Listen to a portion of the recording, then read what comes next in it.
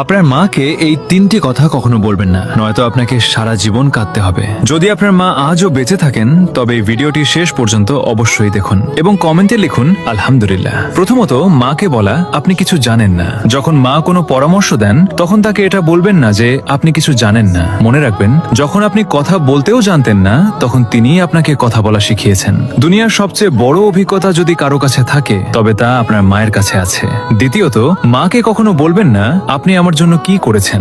যদি কখনো আপনার মনে হয় যে মা আপনার জন্য কিছুই করেননি, তবে সেই রাতগুলোকে মনে করুন যখন আপনি অসুস্থ ছিলেন আর মা সারা রাত জেগে আপনার সেবা করেছেন। আপনার এক ফোঁটা চোখের জলে যদি কেউ সারা রাত না ঘুমিয়ে থাকে তবে তিনি কেবল মাই হন। তৃতীয়ত, আমাকে একা ছেড়ে দিন।